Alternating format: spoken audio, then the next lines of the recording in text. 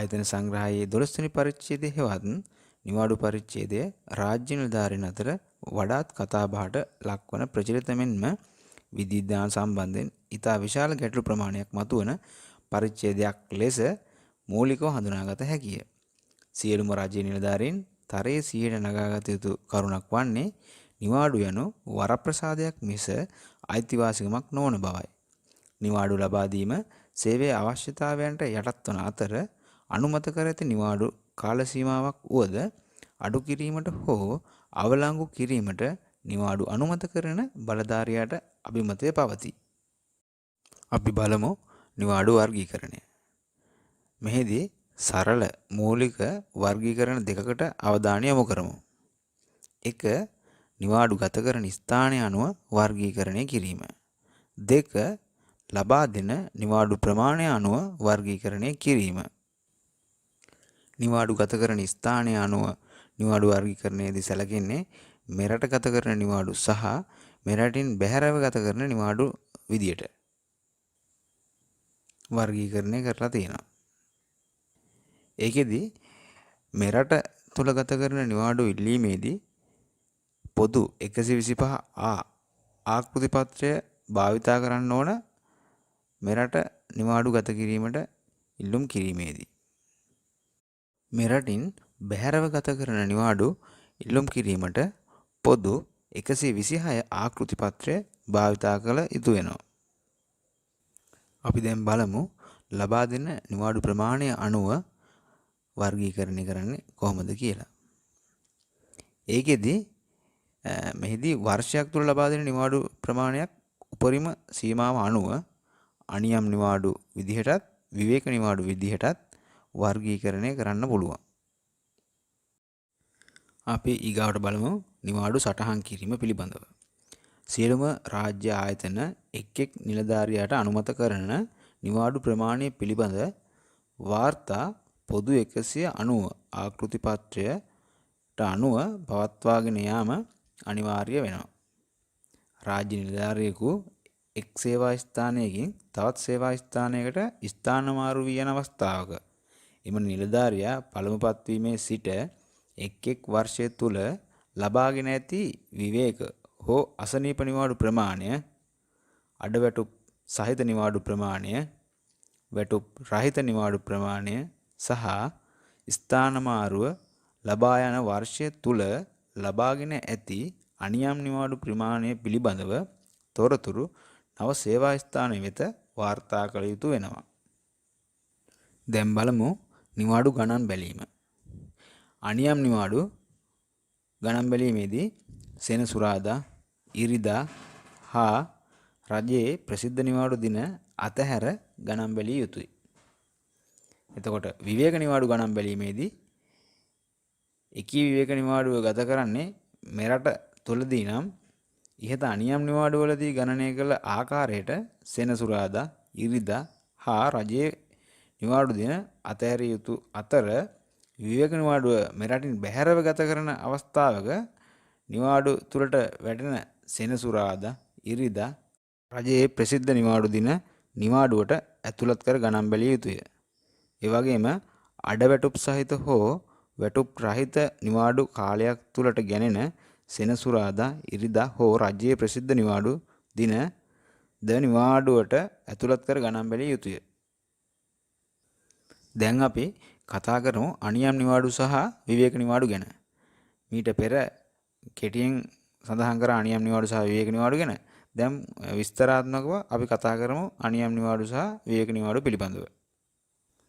ආයතන සංග්‍රහයේ 12 වෙනි පරිච්ඡේදයේ විධිවිධාන අනුව රාජ්‍ය නිලධාරීන්ට ලබා දිය හැකි නිවාඩු ප්‍රමාණය ප්‍රධාන නිවාඩු වර්ග දෙකක් යටතේ වර්ග කරනවා. එනම් අනියම් නිවාඩු සහ විවේක නිවාඩු. අපි බලමු අනියම් නිවාඩු පිළිබඳව. 12 වන පරිච්ඡේදයේ 5 වෙනි වගන්තියේ දක්වා ඇති මෙම අනියම් නිවාඩු වරකට දින 6ක උපරිමයකට යටත්ව වර්ෂයක් තුල දින 21ක් දක්වා ලබා දිය හැකිය. නිවාඩු ලබා දිය හැක්කේ මෙරට ගත කිරීම සඳහා පමණයි. ලිත් වර්ෂ පදනමින් ගණනය කරන මෙම නිවාඩු ලබා දීම සඳහා රාජ්‍ය නිලධාරියෙකුට වර්ෂය තුල අවම සේවා කාලයක් සේවය කිරීම හෝ පළමු පත්වීමකදී අවම සේවා කාලයක් සේවය කිරීම හෝ අනිවාර්ය නැත. කිසිදු අවස්ථාවක අනියම් නිවාඩු අනුපාතික පදනමින් ලබා දීමේ විධිවිධානද නොමැත. ඊළඟට අපි බලමු විවේක නිවාඩු පිළිබඳව. 12 වෙනි පරිච්ඡේදයේ 8 වෙනි වගන්තියේ සඳහන් විවේක නිවාඩු සතියේ දින 7ම රාජකාරී කරන නිලධාරියෙකුට වර්ෂයකට දින 28ක්ද අනෙක් නිලධාරීන්ට වර්ෂයකට දින 24ක්ද උපරිමයකට යටත්ව ලබා දිය හැක. එක් වර්ෂයක් තුලදී එම වර්ෂයේ හා ඊට කලින් වර්ෂයේ ඉතිරි කරගත් විවේක නිවාඩු සමුච්චික විවේක නිවාඩු ලෙස වර්ෂයකදී දින 48ක උපරිමයකට යටත්ව භාවිතා කිරීමට නිලධාරියෙකුට විශේෂ බාධාවකින් තොරව අවසර දිය හැක. එක් එක් වර්ෂය තුල ඉතිරි කරගන්නා විවේක නිවාඩු තම සේවා කාලයේ සමග ඉදිරියට රැගෙන යා හැක. ඊළඟට අපි බලමු විවේක නිවාඩු ලබා දීමේදී සේවය කර තිබිය යුතු අනිවාර්ය සේවා කාලය පිළිබඳව. විවේක නිවාඩු ලබා දීම සඳහා රාජ්‍ය නිලධාරියෙකු අදාළ වර්ෂය තුල අනිවාර්ය සේවා කාලයක් සේවය කර තිබිය යුතුය. රාජ්‍ය සේවයට පළමු පත්වීම ලබා රාජ්‍ය නිලධාරියෙකු වර්ෂයක් තුල ලබාගත හැකි උපරිම විවේක නිවාඩු ප්‍රමාණය ලබා ගැනීමට නම් මාස 9ක අවම අනිවාර්ය සේවා කාලයක් සේවයේ යෙදිය යුතුය. වෛද්‍ය සහතික මගින් ආවරණය වන අවස්ථාවකදී හෝ වෙනත් බරපතල හදිසි අවස්ථාවකදී මෙම නියමයෙන් පරිබාහිරව සේවයේ යෙදී සිටින පළමු වසරේ සේවය කර ඇති එක් එක් මාසය වෙනුවෙන් වාර්ෂික විවේක නිවාඩුවෙන් 9න් එකක කොටස බැගින් ලබා දිය හැකිය. අනෙකුත් රාජ්‍ය නිලධාරීන් උපරිම වාර්ෂික විවේක නිවාඩුවට හිමිකම් ලැබීමට නම් වර්ෂය තුල මාස 3ක් සේවය කළ යුතු අතර එහෙත් ඊට පෙර නිවාඩු ලබා ගැනීම අවශ්‍ය වන අවස්ථාවලදී සේවය කළ එක් එක් මාසය වෙනුවෙන් 3න් එකක කොටසක බැගින් නිවාඩු ලබා දිය හැකිය. අපි දැන් බලමු විවේක නිවාඩු මෙරටින් බැහැරව ගත කිරීමේදී කොහොමද සිද්ධ කරන්නේ කියලා. විවේක නිවාඩු මෙරටින් බැහැර ගත කිරීමේදී එම නිවාඩු කාල පරිච්ඡේදය තුලට වැටෙන සෙනසුරාදා, ඉරිදා සහ රජයේ ප්‍රසිද්ධ නිවාඩුද නිවාඩු දින ලෙස ගණනය කරනවා. ඒ වගේම දිවයිනෙන් බැහැර ගත කිරීම සඳහා සමුච්චිත නිවාඩු සාමාන්‍යයෙන් වර්ෂයකදී දින 48ක උපරිමයකට යටත්ව ලබා දිය හැකි අතර මාණ්ඩලික නිලධාරියෙකුට පමණක් විශේෂ වරප්‍රසාදයක් ලෙස නිවාඩුව ලබා ගන්නා අවුරුද්දේත් ඊට කලින් වර්ෂ දෙකකදීත් ඉතිරි විවේක නිවාඩු උපරිම දින 72ක් දක්වා ලබා දිය හැකිය. මෙරටින් බැහැර ගත කළ නිවාඩුවකින් අනතුරුව රාජකාරියට වාර්තා කළ නිලධාරියෙකුට මාස 9ක් සේවය කිරීමට පෙර නැවත දිවයිනෙන් බැහැර නිවාඩුවක් අනුමත කිරීමට නම් එසේ අනුමත කළ හැක්කේ එම වර්ෂය තුල නිලධාරියා කිසිදු නිවාඩුවක් භාවිතා කර නොමැති නම් නිවාඩු සිට පැමිණි වර්ෂයේ ඉතිරි විවේක නිවාඩු වලින් 9න් එකක ප්‍රමාණයක් හා ඊළඟ වර්ෂයේ සේවය කර ඇති සම්පූර්ණ මාසයක් සඳහා වාර්ෂික විවේක නිවාඩුවෙන් 3න් එකක කොටසක් පමණි. අපි දැන් බලමු පළමු පත්වීමකදී අනියම් නිවාඩු හා විවේක නිවාඩු ගණනය කරන ආකාරය පිළිබඳව. රාජ්‍ය සේවයට පළමු පත්වීම ලබන නිලධාරියෙකුට අනියම් නිවාඩු ගණනය කිරීමේදී ලිත් වර්ෂ පදනමින් ගණනය කළ යුතු වෙනවා. ඒ කියන්නේ පත්වීම් දිනයේ කුමක් වුවත් අදාළ ලිත් වර්ෂය තුල ලබා දිය හැකි උපරිම අනියම් නිවාඩු ප්‍රමාණය වන දින 21ක ප්‍රමාණය අවශ්‍ය වන්නේ නම් නිවාඩු අනුමත කරන නිලධාරියාට එම වර්ෂය ඇතුළත ලබා දීමට අනුමත කළ හැක.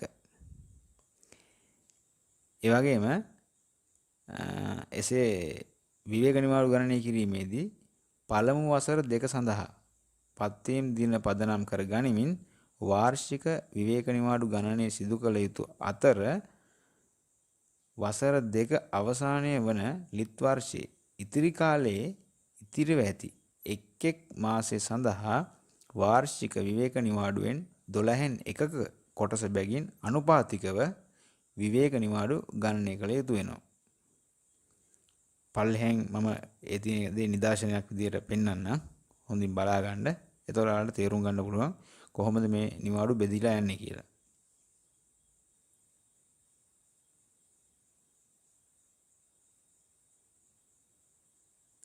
ඊළඟට බලන්න අනියම් නිවාඩු හා විවේක නිවාඩු සංසන්දනාත්මකව පහත වගුවකින් දක්වලා තියෙනවා. ඒක හොඳින් අධ්‍යයනය කරලා බලන්න මේ නිවාඩු වර්ග දෙක කොහොමද සංසන්දනය කරන්න පුළුවන් කියලා. එතකොට කෙටියෙන් අදහසක් ගන්න පුළුවන් නිවාඩු වර්ග දෙක පිළිබඳව.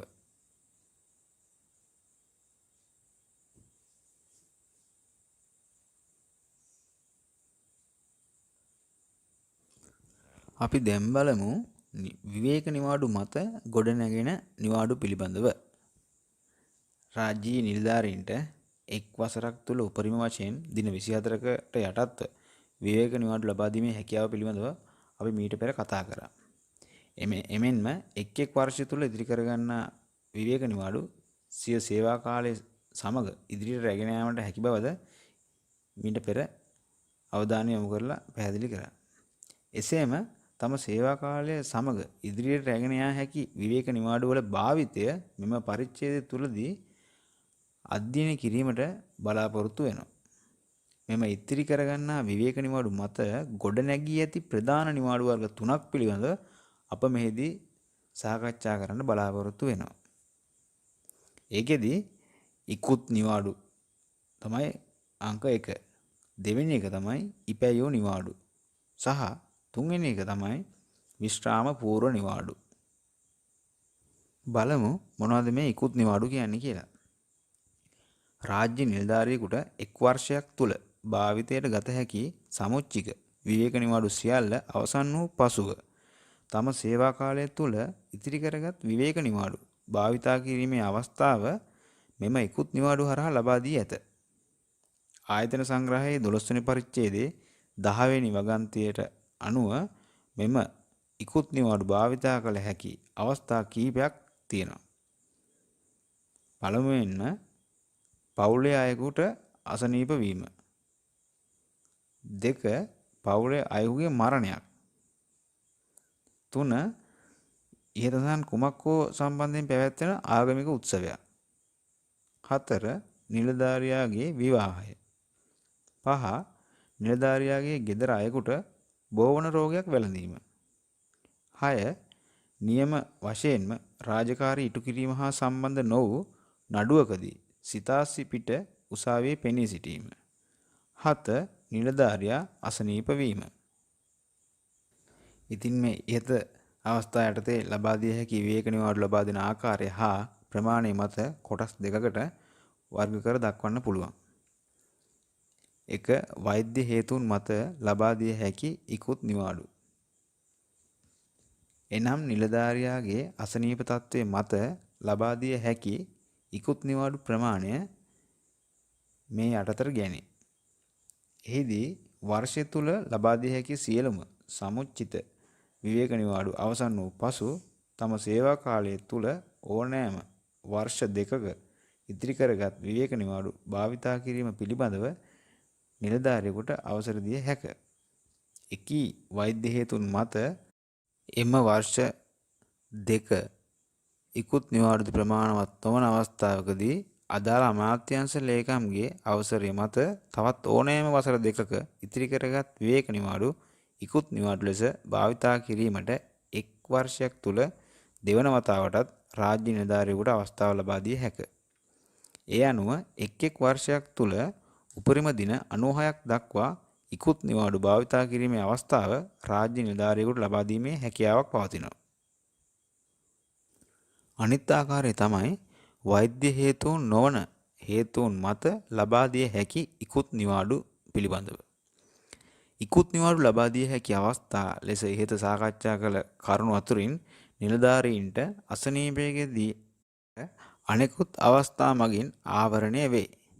මෙහිදී නිලධාරියෙකුට එක් වර්ෂයක් තුල ලබා දිය හැක්කේ තම සේවා කාලය තුල ඕනෑම අනුගාමී වර්ෂ දෙකක ඉදිරි කරගත් විවේක නිවාඩු ප්‍රමාණය පමණි. වෛද්‍ය හේතුන් මත ලබා දිය හැකි ඉක්ුත් නිවාඩු පිළිබඳව සාකච්ඡා කළ පරිදි එක් වර්ෂයක් තුල දෙවන අවස්ථාව සඳහා ඉක්ුත් නිවාඩු ලබා දීමට මෙහිදී හැකියාවක් නැත. ඒ අනුව උපරිම වර්ෂයක් තුළ ලබා දිය හැකි ඉකුත් නිවාඩු ප්‍රමාණය දින 48කට සීමා වේ. අපි ඊළඟට කතා කරමු විවේක නිවාඩු මත ගොඩනැගුණු නිවාඩු වල දෙවෙනි ආකාරය. ඒ කියන්නේ ඉපැයූ නිවාඩු.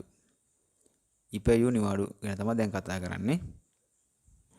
ආයතන සංග්‍රහයේ 12 වෙනි පරිච්ඡේදයේ 17 වෙනි වගන්තිය යටතේ සාකච්ඡා කෙරෙන මෙම ඉපැයූ නිවාඩු අදාළ වනුයේ රාජ්‍ය නිලධාරීන්ගේ වැටුප් රහිත මෙරට හෝ මෙරටින් බැහැර ගත කරන නිවාඩුවකදී ඒ වෙනුවට හෝ ඉන් කොටසක් වෙනුවට මෙම නිවාඩු භාවිතා කිරීම පිළිබඳවයි.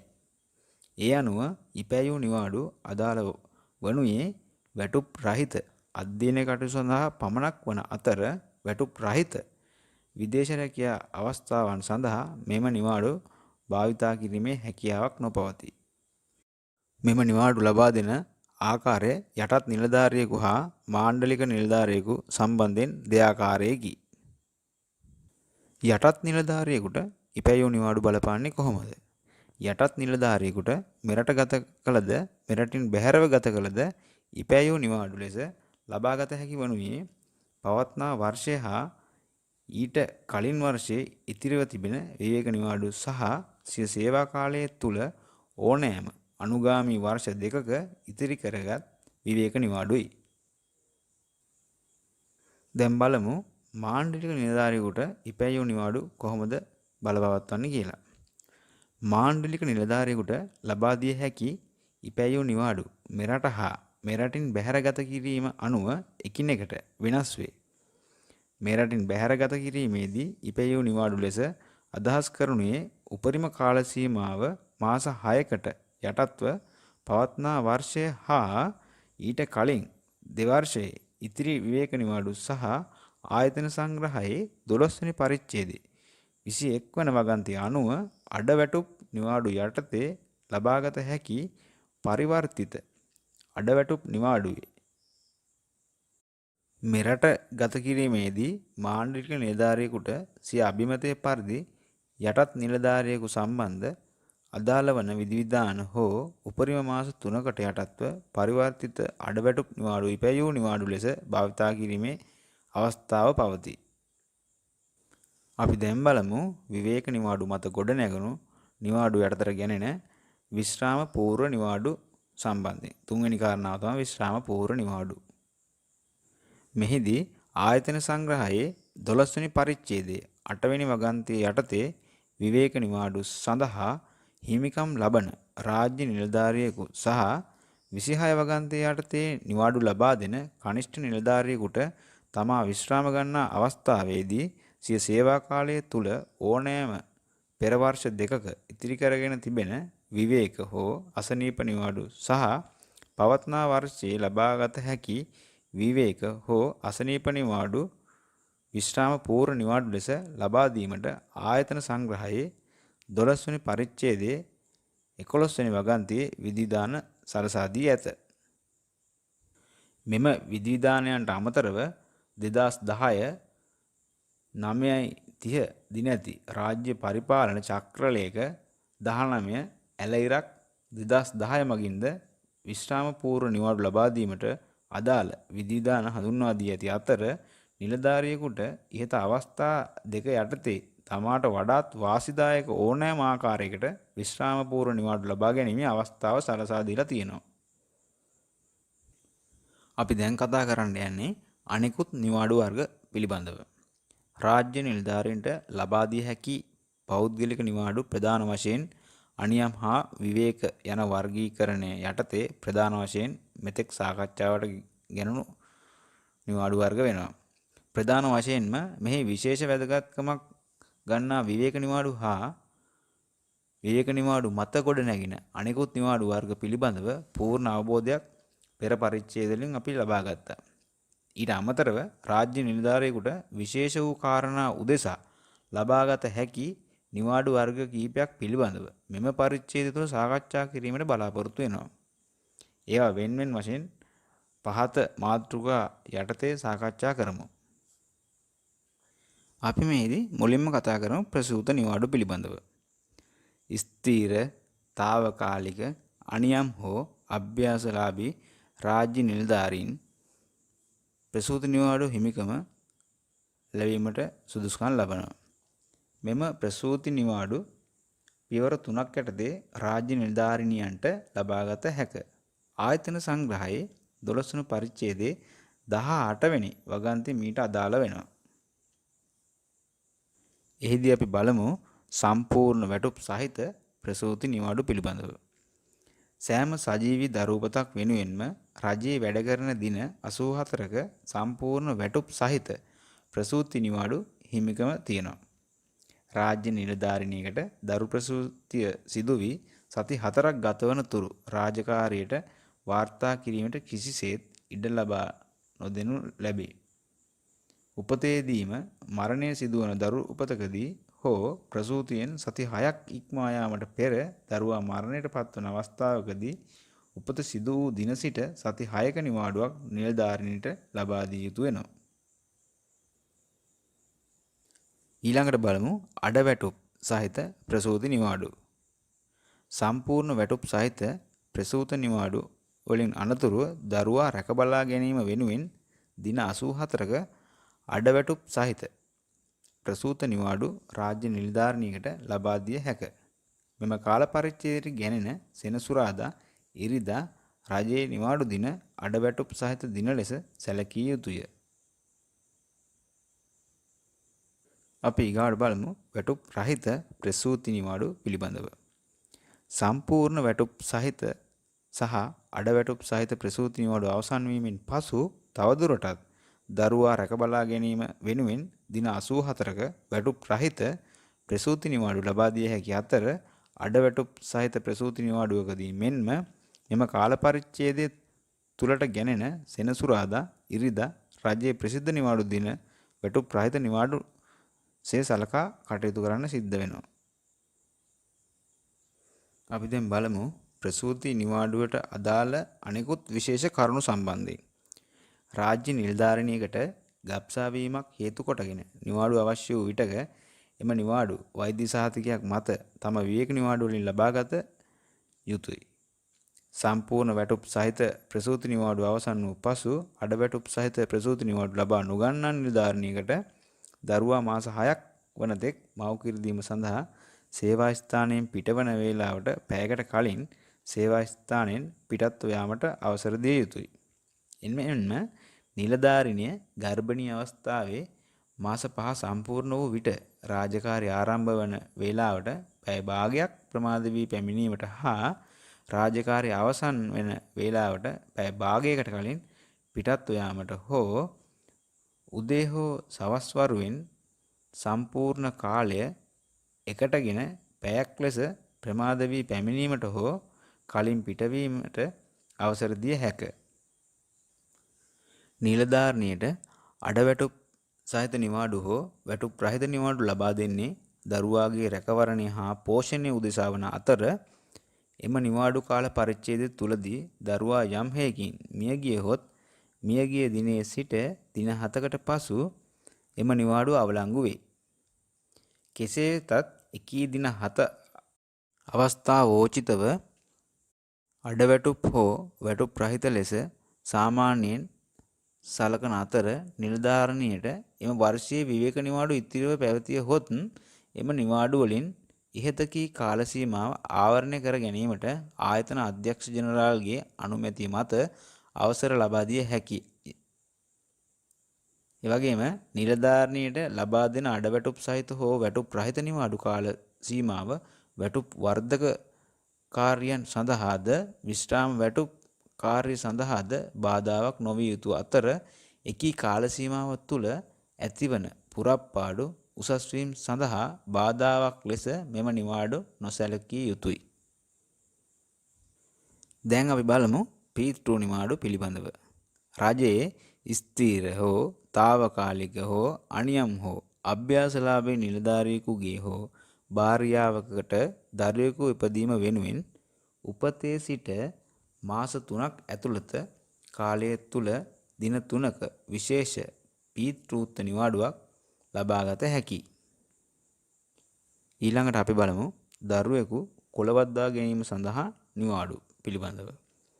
දරුවෙකු කුලවද්දා ගැනීම වෙනුවෙන් ආයතන අධ්‍යක්ෂ ජෙනරාල්ගේ විශේෂ අනුමැතිය මත මාස 3ක උපරිම කාලයක් සඳහා තමන් විසින් ඉතිරි කරගත් සම්පූර්ණ වැටුප් සහිත නිවාඩු හෝ අඩ වැටුප් සහිත නිවාඩු හෝ වැටුප් රහිත නිවාඩු හෝ රාජ්‍ය නිලධාරිනියකට ලබාගත හැකිය.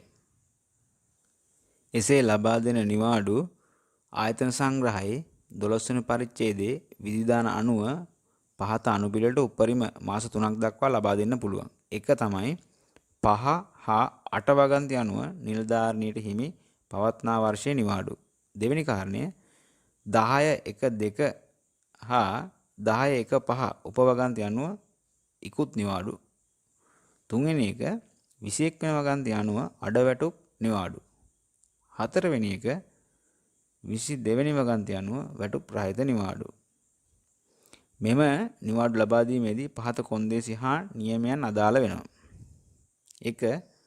හදා වඩා ගැනීම සඳහා ලබා ගන්නා දරුවාගේ වයස දින 84කට අඩු විය යුතු අතර එම දරුවාගේ උපැන්න සහතිකයේ පිටපතක් ඉදිරිපත් කළ යුතු වෙනවා. 2. දරුවා ලබා ගැනීම උසාවි නියෝගයක් මත නීත්‍යානුකූලව සිදුවිය යුතු අතර එම නියෝගයේ පිටපතක් නිවාඩු ලබා ගැනීමට ඉදිරිපත් කළ යුතු වෙනවා. ඒ වගේම නඩු තීන්දුව ලැබීමට කල්ගත වන අවස්ථාවකදී මෙහි සඳහන් අනෙකුත් කොන්දේසි සපුරා ඇතනම් පමණක් නඩු කටයුත්ත අවසන් වූ පසු එම නීත්‍යානුකූල නියෝගයේ පිටපතක් ලබා ගැනීමට යටත්ව අධිකරණයේ ඉදිරියේ නඩු කටයුත්තක් සිදුවන බවට සනාථ කෙරෙන ප්‍රමාණවත් තොරතුරු මත මෙම විශේෂ නිවාඩු ලබා දිය යුතුයි. තුන්වෙනි කාරණාව අඩවැටුප් සහිත හෝ වැටුප් රහිත නිවාඩු ලබා දීමට පෙර නිලධාරිනියට ලබා දිය යුතු ණය හෝ අත්තිකාරම් වල මාසික වාරික නොකඩවා අය කර ගැනීම සඳහා සතුටුදායක වැඩපිළිවෙලක් යෙදීමට දෙපාර්තමේන්තු ප්‍රධානියා වග බලා ගත යුතු වෙනවා. හතරවෙනි කාරණාව නම් ඉහත පරිදි හිමිකම් ලබන නිවාඩු දරුවාගේ උපතේ සිට අවුරුද්දක් ඇතුළත ලබා ගත යුතුයි. දැන් අපි බලමු හදිසි අනතුරු හා විශේෂ අනතුරු නිවාඩු පිළිබඳව. රාජ්‍ය නිලධාරියෙකුට තමාට සිදුවන හදිසි අනතුරකදී හෝ රාජකාරියේ වැදගත් අනිවාර්ය අවස්ථාවකදී විශේෂ නිවාඩු ලබා දීමට ආයතන සංග්‍රහයේ 12 වෙනි පරිච්ඡේදයේ 9 වන වගන්තියේ විධිවිධාන සලසා දීලා තියෙනවා. බලමු හදිසි අනතුරු නිවාඩු පිළිබඳව කොහොමද ආයතන සංග්‍රහය සඳහන් වෙලා තියෙන්නේ කියලා. රජයේ ස්ථිර විශ්‍රාම වැටුප් සහිත හෝ රහිත තනතුරක් දරන රජයේ නිලධාරියෙකු හෝ අධිකරණ නිලධාරියෙකුට පහත අවස්ථාවන් සඳහා හදිසි අනතුරු නිවාඩු සඳහා හිමිකම් ලබා දීලා තියෙනවා.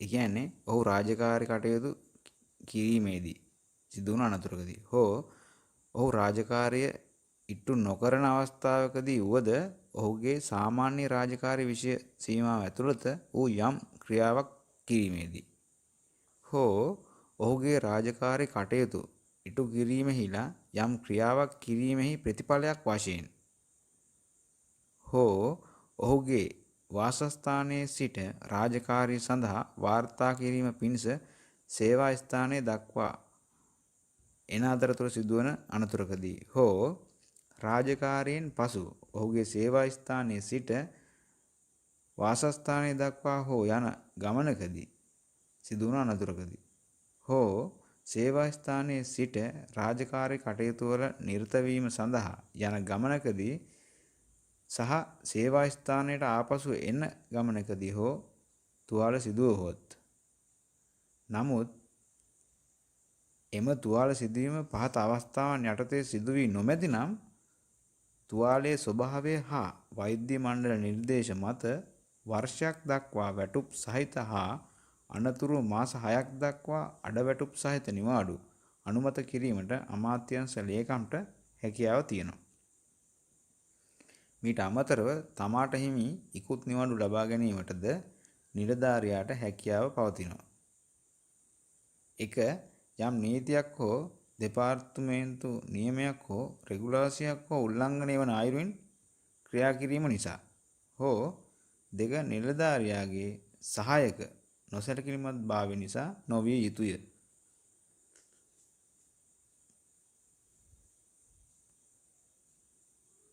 හදිසි අනතුරු අසනීප නිවාඩු වලට අමතරව තියෙන අනිත් දේ තමයි විශේෂ අසනීප නිවාඩු. සත්‍ය වශයෙන්ම රාජකාරී ස්වභාවය හේතු කොටගෙන නිලධාරියාගේ ප්‍රමාද දෝෂයක් නොවන අවස්ථාවකදී වැළඳෙන රෝග සඳහා රජයේ වෛද්‍ය නිලධාරියෙකුගෙන් වෛද්‍ය සහතිකයක් මත අදාළ අමාත්‍යාංශ ලේකම්ට මාස 6ක් දක්වා සම්පූර්ණ වැටුප් සහිත නිවාඩු හා ඉන් අනතුරුව මාස 6ක් දක්වා අඩවැටුප් සහිත නිවාඩු අනුමත කළ හැකිය. මෙහිදී නිලධාරියා වෛද්‍ය මණ්ඩලයක් වෙත ඉදිරිපත් කිරීමට අනිවාර්ය අවශ්‍යතාවයක් නොවේ. ඊළඟට අපි බලමු අනපේක්ෂිත ව්‍යසනයක් සඳහා ලබා දෙන නිවාඩු. තමා රාජකාරී නිරතව නොසිටින අවස්ථාවකදී අනපේක්ෂිත ව්‍යසනයක් නිසා තුවාල ලබන ඉහත දැක් වූ නිලධාරියා ගණයට අයත් නිලධාරීන්ට හෝ පොලිස් නිලධාරියෙකුට වෛද්‍ය මණ්ඩල නිර්දේශ අනුව ආයතන අධ්‍යක්ෂක ජනරාල්ගේ තීරණය මත විශේෂ නිවාඩු ලබා දිය හැක. අනපේක්ෂිත ව්‍යසනයක් යනු යම් භූගෝලීය ප්‍රදේශයක් තුළ සිදුවන ගම් වතුර, සුලිසුලං, භූමිකම්පා, දීර්ඝ නියන් වැනි ස්වාභාවික වශයෙන් හෝ යුගමය අවස්ථාවක ඇතිවන ව්‍යසනයන් යන අවස්ථාවේදීය. දැන් බලමු විශේෂිත රෝග සඳහා විශේෂ නිවාඩු කියලා කොටසක් තියෙනවා. මේකෙදි සේවයේ ස්ථිර නිලධාරියෙකුට මාසික හෝ දෛනික වැටුප් පිට එක් අවුරුදු සේවා කාලයක් සම්පූර්ණ කළ తాවකාලික නිලධාරියෙකුට එක් අවුරුදු සේවා කාලයක් සම්පූර්ණ කළ අනියම් නිලධාරියෙකුට ආයතන සංග්‍රහයේ 23 වෙනි පරිච්ඡේදයේ විධිවිධාන පරිදි වෛද්‍ය මණ්ඩල නිර්දේශ මත පහත පරිදි රෝග අවස්ථාවන් සඳහා විශේෂ නිවාඩු ලබා දිය හැක. 1. ක්ෂය රෝගය, 2. ලාදුරු, 3. පිළිකා. එෙහිදී ක්ෂය රෝගයේදී වරකට මාස 4ක් බැගින් කඩෙන් කඩ දෙවරකදී නිවාඩු ලබා දෙන්න පුළුවන්. ලාදුරු රෝගයේදී මාස 22කට නොවැඩි කාලයක් නිවාඩු ලබා දෙන්න පුළුවන්. පිළිකා රෝගයේදී මාස 6කට නොවැඩි කාලයක් හා අවශ්‍ය නම් තවත් මාස 3ක් පරිදි නිවාඩු ලබා දෙන්න පුළුවන්. ඉහත රෝගයන්ට සමාන රෝග සඳහා මාස 6ක උපරිමයකට යටත්ව හා සැත්කම් වලින් පසු අවශ්‍ය රැකබලා ගැනීම සඳහා මාස 6ක උපරිමයක් දක්වා මෙම විශේෂ නිවාඩු ලබා දිය හැක. මෙම විශේෂ නිවාඩු ලබා දිය යුත්තේ සාමාන්‍ය නිවාඩු විධිවිධානයන් යටතේ නිලධාරියාට හිමිවන සම්පූර්ණ වැටුප් සහිත නිවාඩු ප්‍රමාණය අවසන් වූ පසු එම නිවාඩු ප්‍රමාණයද සමග ඉතා උපරිම සීමාවන්ට යටත්වය. එනම් අදාළ වර්ෂය තුල ලබා දිය හැකි නිවාඩු හා පෙර වර්ෂයේ ඉතිරි විවේක නිවාඩු නිලධාරියාට සතුව තිබේ නම් එම නිවාඩු කාල සීමාව තුළට එම නිවාඩු ඇතුළත් කර ලබා දිය යුතුය. අපි බලමු හිලව් නිවාඩු පිළිබඳව. ආයතන සංග්‍රහයේ 12 වන පරිච්ඡේදයේ 7 වන වගන්තියේ මේ සඳහා විධිවිධාන පවතිනවා. එනම් නිලධාරියෙකු රජයේ නිවාඩු දිනයක හෝ සතියේ විවේක දිනයක රාජකාරියේ යෙදී සිටීම සඳහා තම දෙපාර්තමේන්තු ප්‍රධානියා නියම කරන අවස්ථාවකදී එම දිනයට හෝ එම දිනේ රාජකාරී කරන ලද්දේ සිය සාමාන්‍ය කාර්යාල වේලාව තුළට ගැනෙන යම් පැය ගණනක් නම් එම ප්‍රමාණය සඳහා හෝ පමණක් එකී නිවාඩු දිනයේ සිට වසරක් ඇතුළත රජයේ වැඩ කරන දිනයක ලබා දෙන නිවාඩුව හිලව් නිවාඩුවක් ලෙස හැඳින්වෙනවා. ඒ කියන්නේ දැන් අපිට රජයේ ප්‍රසිද්ධ නිවාඩු දිනයක වැඩ කරලා හරි එක්ක සතිය අන්තයේ අපිට රාජකාරී දිනයක් නොවන දිනයක රාජකාරී කරනවා නම් අන්න ඒ කියන දිනයන් වලට අදාළව රජයේ වැඩ කරන දිනක අපි ලබාගත් නිවාඩුවකට අපි අර විවේක නිවාඩු කියන්නේ නිවාඩු දවසක කරන ලද රාජකාරී දිනයකට හිලව් කරලා ඒ නිවාඩුව හිලව් නිවාඩුවක් විදිහට ගන්න පුළුවන් කියන එක තමයි එකෙන් අදහස් කරන්නේ. දැන් අපි බලමු විශේෂ නිවාඩු පිළිබඳව. රාජ්‍ය නිලධාරියෙකුට අදාළ විධිවිධාන යටතේ හෝ තම පාලනයෙන් බැහැර කරුණු සම්බන්ධයෙන් වෙන විධිවිධාන මත ආයතන සංග්‍රහයේ 12 වෙනි පරිච්ඡේදයේ 12 වන වගන්තියට යටත්ව මෙම විශේෂ නිවාඩු යටතේ හිමිකම් පවතිනවා. ආයතන සංග්‍රහයේ පවතින විධිවිධාන මෙන්ම කාලීනව ඇතිවන යම් යම් තත්ත්වයන්හිදී උදාහරණයක් ලෙස ගම් වතුර, ස්වභාවික විපත්, කලකෝලාහල වැනි අවස්ථාවලදී චක්‍රයක විධිවිධාන මගින්ද මෙම විශේෂ නිවාඩු අවස්ථා ලබා දෙන අවස්ථා ඇත. ආයතන සංග්‍රහයේ විධිවිධාන වල පවතින පහත අවස්ථා ඒ සඳහා උදාහරණ ලෙස දැක්විය හැකිය. බලමු මොනවද කියලා. ඉස්ලාම් භක්තික රාජ්‍ය නිලධාරීන්ට සිය ආගම ඇදහිීම සඳහා මධ්‍යහ්න 12 සිට පැය 2ක කාලයක් ලබා දෙන නිවාඩු. අධ්‍යයන ශිෂ්‍යත්ව වලට සහභාගී වීම සඳහා ලබා දෙන නිවාඩු. මැතිවරණයක ඡන්දය ප්‍රකාශ කිරීමට ලබා දෙන නිවාඩු. ජාත්‍යන්තර සම්මේලනයකට සහභාගී වීම සඳහා ලබා දෙන නිවාඩු. රාජ්‍ය සේවා ක්‍රීඩා කටයුතු සඳහා ලබා දෙන නිවාඩු. වෘත්තීය සමිති සමාජිකයින්ට ලබා දෙන නිවාඩු. විශේෂ රෝගාබාධ සඳහා ලබා දෙන නිවාඩු. මුස්ලිම් ජාතික රාජ්‍ය නිලධාරිනියන්ට ඉඩ්ඩා පිළිපැදීම සඳහා දෙන නිවාඩු. ඊළඟට අපි බලමු රජයේ විභාගවලට පෙනීම සිටීමට ලබා දෙන නිවාඩු. රාජකාරීමේ අවශ්‍යතාවයන් මත සම්පූර්ණ කළ යුතු සුදුසුකම් සම්පූර්ණ කිරීම වෙනුවෙන් විභාගවලට මුහුණ දෙන නිලධාරීන්ට එකී විභාගය සඳහා පළමු වතාවට පෙනී සිටීමේදී පමණක් රාජකාරී නිවාඩු ආයතන සංග්‍රහයේ 12 වෙනි පරිච්ඡේදයේ 19 වෙනි වගන්තියේ විධිවිධානයන්ට යටත්ව අනුමත කළ හැකිය. නමුත් එම විභාගය සඳහා සහභාගී වීම වෙනුවෙන් ගමන් වේදන් දීමනා හෝ සංයුක්ත දීමනා ලබා ගැනීමට නිලධාරීන්ට කිසිදු හිමිකමක් නොමැත. ඊළඟට බලමු අනිවාර්ය නිවාඩු. යම් නිලධාරියෙකු සිය නිලයේ රාජකාරී කටයුතු කරගෙන යාම පොදු යහපත පිණිස හේතු නොවේ යයි වෛද්‍ය නිර්දේශ මත හෝ වෙනත් විශේෂ හේතු මත සලකන අවස්ථාවකදී පත්කිරීමේ බලධාරියාට මෙම නිලධාරියා අනිවාර්ය නිවාඩු යැවිය හැකිය. මේ සම්බන්ධ විධිවිධාන ආයතන සංග්‍රහයේ 12 වෙනි පරිච්ඡේදයේ 20 වෙනි වගන්තියේ දක්වනවා. එසේ ලබා දෙන අනිවාර්ය නිවාඩු පළමුව නිලධාරියාගේ ඉතිරි නිවාඩු වලින් අඩු කරන අතර ඔහුගේ නිවාඩු අවසන් වූ පසු ඉතිරි නිවාඩු සම්පූර්ණ වැටුප් සහිත නිවාඩු ලෙස සැලකිය යුතු වෙනවා. දැන් අපි බලමු අඩවැටුප් සහිත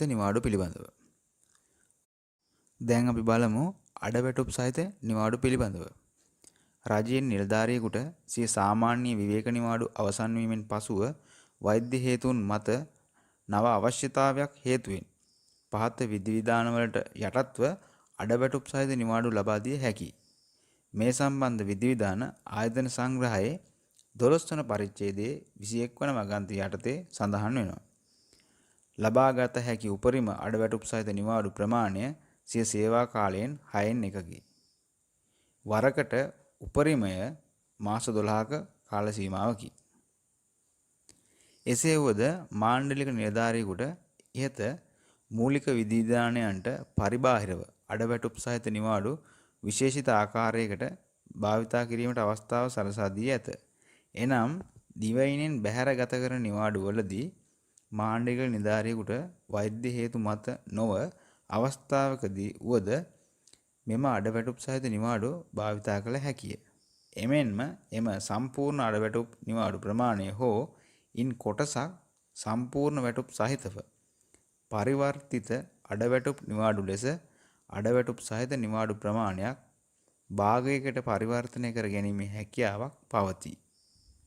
එමෙන්ම දිවයින තුර ගත කරන නිවාඩු සඳහා පරිවර්තිත අඩවැටුප් නිවාඩු භාවිතා කරන්නේ තම තමාට හිමි විවේක නිවාඩු හා පරිවර්තිත අඩවැටුප් නිවාඩු වල මුළු එකතුව මාස 3ක උපරිමයකට යටත්ව සිද්ධ වෙනවා.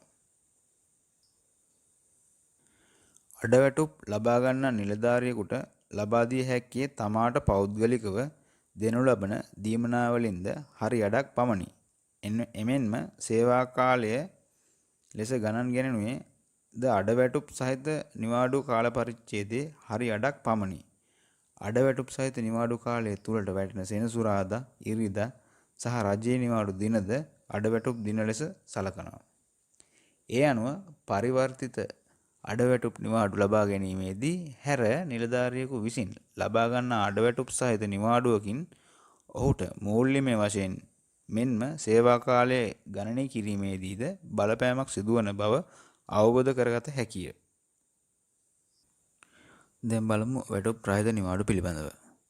සාමාන්‍ය විධිවිධාන යටතේ ඉතා හදිසි පෞද්ගලික හේතු නිසා හෝ රාජ්‍ය වෛද්‍ය නිලධාරියෙකුගේ වෛද්‍ය සහතිකයක් මගින් සනාථ කරන සෞඛ්‍ය හේතුන් මත දිවයිනේ ගත කිරීම සඳහා දෙපාර්තමේන්තු ප්‍රධානියාගේ අභිමතය පරිදි රාජ්‍ය නිලධාරියෙකුට මාස 3ක උපරිම කාලය සඳහා වැටුප් රහිත නිවාඩු ආයතන සංග්‍රහයේ 12 වන පරිච්ඡේදයේ 22 වන වගන්තය යටතේ ලබා දිය හැකියි.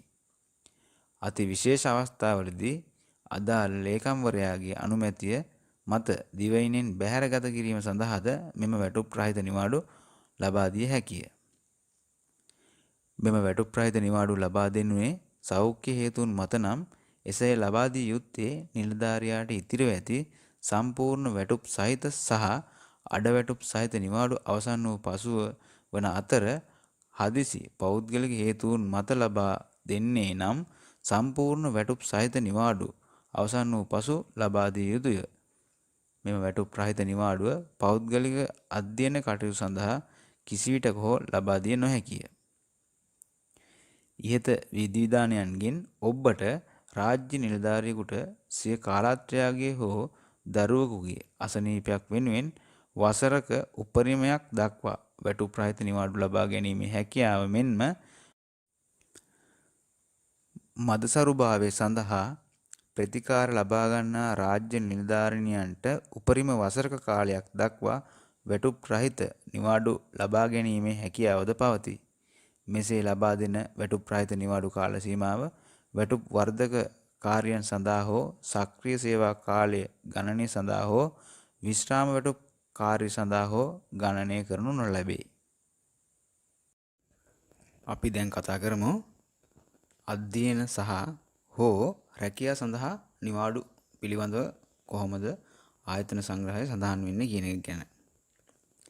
රාජ්‍ය නිලධාරීන්ට මෙරට සිය අධ්‍යයන කටයුතු සඳහා මෙන්ම දිවයිනින් බැහැර අධ්‍යයනය හා හෝ රැකියා සඳහා නිවාඩු ලබා දීමේදී විධිවිධාන ආයතන සංග්‍රහයට ඇතුළත් කරලා තියෙනවා.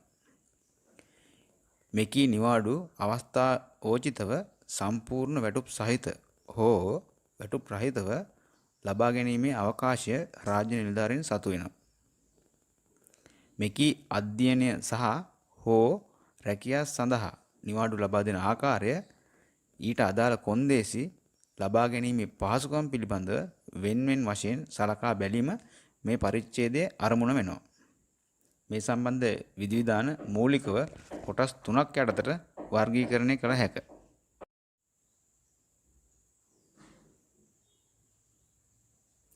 අංක 1 සම්පූර්ණ වැටුප් සහිත අධ්‍යයන නිවාඩු. ඒක ආයතන සංග්‍රහයේ 12 වෙනි පරිච්ඡේදයේ 14 වෙනි වගන්තිය තමයි සඳහන් වෙන්නේ. 2 වැටුප් රහිත මෙරට අධ්‍යයන නිවාඩු. ඒක ආයතන සංග්‍රහයේ 12 වෙනි පරිච්ඡේදයේ 15 වෙනි වගන්තියෙන් දැක්වෙනවා. 3 වෙනි එක විදේශ අධ්‍යයන සහ හෝ රැකියා සඳහා නිවාඩු. ඒක ආයතන සංග්‍රහයේ 12 වෙනි පරිච්ඡේදයේ 16 වෙනි වගන්තියේ සඳහන් වෙලා තියෙනවා.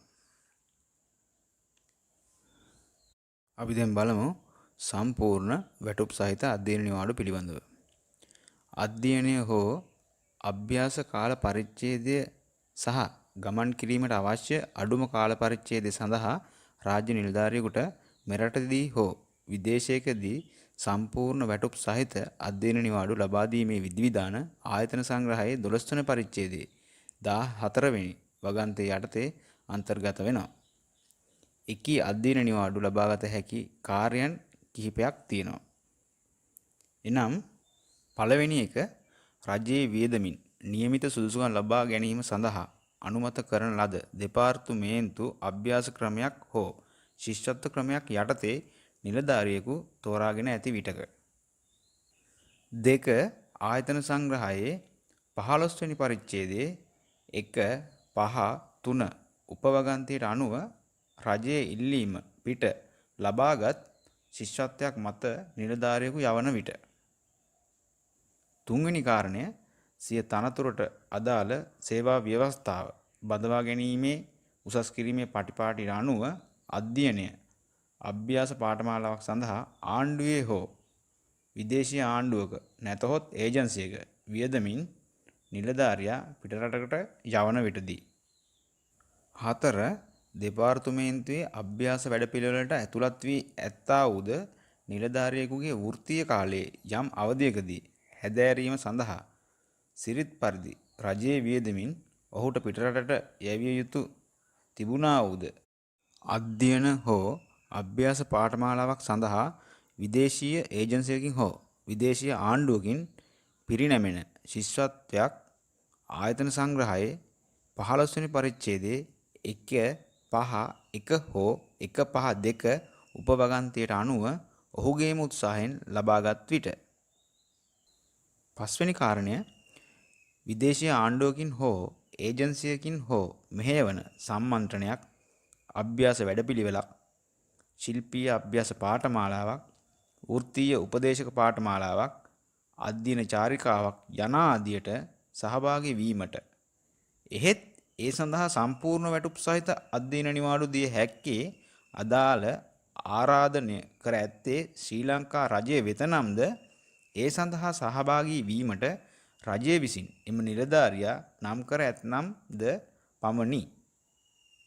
දැනගත යුතු අනිත් කාරණය නම් తాවකාලික නිලධාරීන්ට සම්පූර්ණ වැටුප් සහිත අධ්‍යයන නිවාඩු ලබා ගැනීමට හිමිකමක් නොමැති අතර පරිවාස කාලයේ සිටින නිලධාරියෙකුට සේවා ව්‍යවස්ථාවේ හෝ බඳවා ගැනීමේ පටිපාටියේ හෝ උසස් කිරීමේ පටිපාටියේ හෝ අනිවාර්ය අවශ්‍යතාවයක් ලෙස අධ්‍යයන කටයුත්තක් හෝ අභ්‍යාස කටයුත්තක් දක්වා ඇති අවස්ථාවකදී පමණක් එකී අධ්‍යයනයට හෝ අභ්‍යාසයකට දිවයිනෙන් බැහැර සම්පූර්ණ වැටුප් සහිත නිවාඩු ලබා දිය හැකිය. මේ ආකාරයට ලබා දෙන සම්පූර්ණ වැටුප් සහිත නිවාඩුව වෙනුවෙන් එකී නිවාඩුව අවසානයේ නැවත සේවයට වාර්තා කළ පසු නිලධාරියා අනිවාර්ය සේවා කාලයක් රාජ්‍ය වෙනුවෙන් සේවය කිරීමට යටත් වන අතර මෙම නිවාඩුව ලබා ගැනීම වෙනුවෙන් ඔහු ගිවිසුමකට හා බැඳුම් කරයකට යටත් විය යුතුය. අපි දැන් කතා කරේ සම්පූර්ණ වැටුප් සහිත අධ්‍යයන නිවාඩු පිළිබඳව. දැන් අපි ඊළඟට බලමු මෙරටින් බැහැර සම්පූර්ණ වැටුප් සහිත නිවාඩුවකදී අනිවාර්ය සේවා කාලය පිළිබඳව. එනම් නිවාඩු කාලය මාසයකට අඩු අවස්ථාවලදී අනිවාර්ය සේවා කාලයක් නියම නොවේ. 2. නිවාඩු කාලය මාසයක් හෝ ඊට වැඩි කාල පරිච්ඡේදයක් නම් ඒ සඳහා නිවාඩු කාලය මෙන් 4 ගුණයකි. 3. අනිවාර්ය සේවා කාලය අඩුම වශයෙන් 1 වර්ෂයකට සහ උපරිම වශයෙන් වර්ෂ 10කට සීමා වන අතර ආසන්න සම්පූර්ණ මාසයට ගණන් බැලිය යුතුය. අපි දැන් බලමු මෙරට සම්පූර්ණ වැටුප් සහිත නිවාඩුවකදී අනිවාර්ය සේවා කාලය පිළිබඳව. එනම් නිවාඩු කාලය මාස 6කට අඩු අවස්ථාවක් සඳහා අනිවාර්ය සේවා කාලයක් නියම නොවේ. නිවාඩු කාලය මාස 6ක් හෝ ඊට වැඩි නම් වර්ෂ 5ක උපරිමයකට යටත්ව නිවාඩු කාලය මෙන් දෙගුණයකි. එහිදීත් අනිවාර්ය සේවා කාලය ආසන්න සම්පූර්ණ මාසයට ගණන් බැලිය යුතුය. අපි දැන් මෙච්චරලා කතා කරේ සම්පූර්ණ වැටුප් සහිත අධ්‍යයන නිවාඩු පිළිබඳව. අපි දැන් බලමු වැටුප් රහිත මෙරට අධ්‍යයන නිවාඩු පිළිබඳව. වැටුප් රහිත මෙරට අධ්‍යයන නිවාඩු ලබාගත හැක්කේ රාජ්‍ය සේවයේ ස්ථිර පත්වීමක් ලබා ඇති රාජ්‍ය නිලධාරියෙකුට පමණි. එකී නිවාඩු අනුමැතිය ලබා දීමට පෙර කී අධ්‍යයන සම්බන්ධයෙන් දෙපාර්තමේන්තු ප්‍රධානියා විසින් සහතික කළ යුතු කරුණු කිහිපයක් තියෙනවා. එනම් 1. නිලධාරියා යෝජිත පාඨමාලාව හැදෑරීමට සමත් බව. 2. එය ඔහුගේ කාර්ය ශේෂ්ත්‍රයට අදාළ බව. 3. සිය රාජකාරී කටයුතු කිරීමේදී එය ඔහුට ප්‍රයෝජනවත් බව. මෙහිදී ලබා දිය හැකි උපරිම නිවාඩු කාලය වර්ෂ 3ක් පමණක් වන අතර පළමුව 1 වර්ෂයකටද ඉන් අනතුරුව අවස්ථාවෝචිතව වර්ෂය බැගින් ඒ දීර්ඝ කිරීමටද යටත් වේ.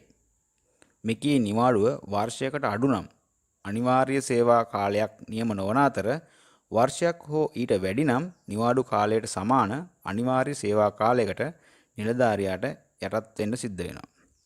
නිවාඩුව ලබා ගැනීමේදී ආයතන සංග්‍රහයේ 9 පරිශිෂ්ටය පරිදි ගිවිසුමකට ඇතුළත් විය යුතුයි. අපි දැන් බලමු විදේශ අධ්‍යයනය සහ හෝ රැකියාව සඳහා වැටුප් රහිත නිවාඩු පිළිබඳව. ආයතන සංග්‍රහයේ 12 වෙනි පරිච්ඡේදයේ 16 වෙනි වගන්තියේ මෙම නිවාඩු සම්බන්ධ විධිවිධාන ඇතුළත් වෙනවා. එහිදී මූලිකව අවබෝධ වන කරුණු වනුයේ රැකියාව සඳහා ලබා දෙන වැටුප් රහිත නිවාඩුව මෙරටින් බැහැර රැකියාව සඳහා පමණක් අදාළ වන බවත් මෙරටදී රැකියාව සඳහා නිවාඩු ලබා ගැනීමේ විධිවිධාන ආයතන සංග්‍රහයේ ඇතුළත් වී නොමැති බව. එසේ වුවද රජයේ එකඟතාවය ඇතිව ශ්‍රී ලංකාවේ පිහිටුවන ලද එක්සත් ජාතීන්ගේ සංවර්ධන වැඩපිළිවෙල ලෝක සෞඛ්‍ය සංවිධානය ආදී විදේශ නියෝජිත ආයතනයන්හි රැකියාවක් කිරීම සඳහා හෝ රජයේ අනුමැතිය ඇතිව විදේශ අරමුදල් යොදවා අමාත්‍යාංශ යටතේ ඇති ව්‍යාපෘතිවල රැකියාවක් කිරීම සඳහා මෙම විධිවිධාන යටතේ නිවාඩු ලබා ගැනීමේ හැකියාවක් පවතිනවා. මෙම වගන්ති යටතේ ලබා දෙන නිවාඩු කාලය විශ්‍රාම වැටුප් කාර්යයන් සඳහා ගණන් ගැනීමේ හැකියාව නොමැති අතර වැටුප් රහිත නිවාඩු කාලය සීමාව තුළ ඇති වන කිසිදු පුරප්පාඩුවකට උසස් කිරීම සඳහාද සලකා බැලිය නොහැක.